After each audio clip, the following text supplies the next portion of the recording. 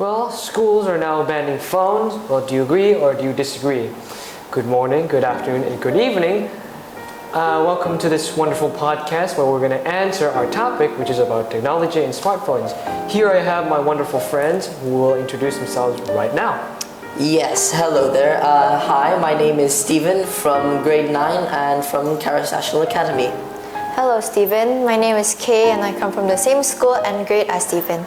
And as your host, my name is Dante, and I come from the same school as them, same grade, and same class as Kayla. So, about the question, do you guys agree with, schools banning phones, especially our school that just banned phones? Well, to be honest, Dante, I completely disagree. Because in my opinion, phones can be very useful and beneficial to both our school and daily lives.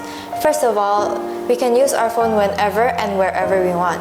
And as a student, we can easily search information through any searching engine free to use, instead of doing it manually because it takes a lot of work. And also, it's beneficial for teachers and students to, manage their assignments and tasks using apps like Google Classroom or other apps that are basically programmed for you to do schoolwork. Oh, all right. Right, so that is true. I'll admit that. But one problem is the fact that there's just only one teacher within the classroom and there's so many students. So the problem is the teacher actually has to check these students' phones all at once at the same time so that, they don't go on social media or YouTube or even just play games, which I have actually witnessed. And to do that, that's quite literally impossible unless there were more than one teacher. Of course.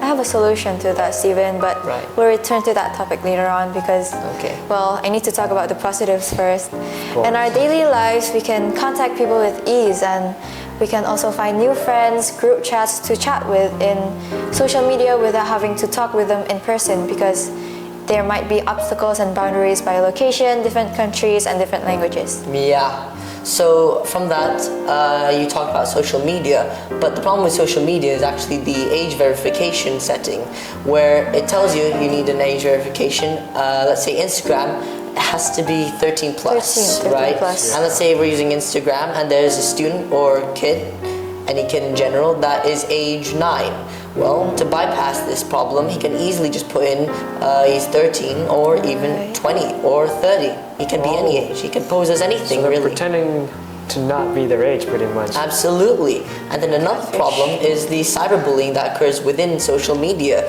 where people like to bully other people because of the lack of confrontation or something like that. Right. Right. I've heard cyberbullying has been going on an uprising nowadays because the social media has gotten quite popular. Yeah. I have a solution to that, actually. Oh, you do?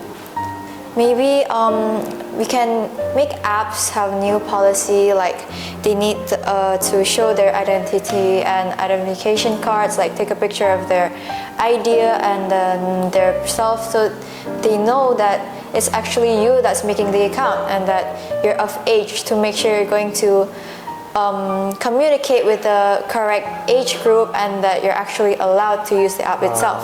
Right. If the case is cyberbullying, since the app already has your idea, so they can maybe use that information towards that.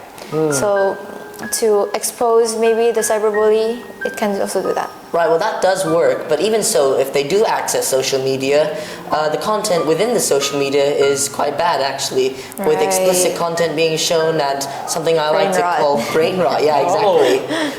Brain rot like skibbity, sigma, that kind of stuff. Yours.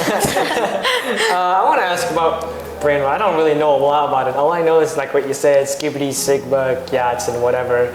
I just want a definition about it. Right, well, something like brain rot would be something like, I'm going to say, content that is bad for you or for anybody in general. All right. So like, let's take YouTube Shorts, for example. If you go to YouTube Shorts and you see brain rot, it will mentally affect you.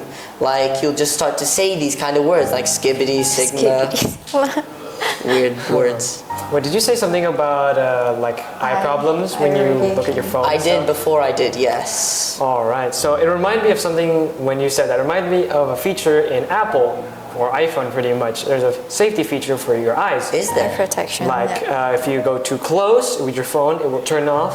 But if you go too far, it will turn back on, saving distance from your eyes, from getting radiation in your eyes pretty much, yeah. I didn't know that.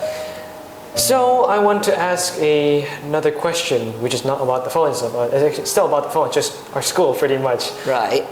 So is it really fair for teachers and students? Like the teachers have phones, but students can't, which is, I believe, is unfair, in my opinion. Same. Would you like to answer that? Oh, sure. Right.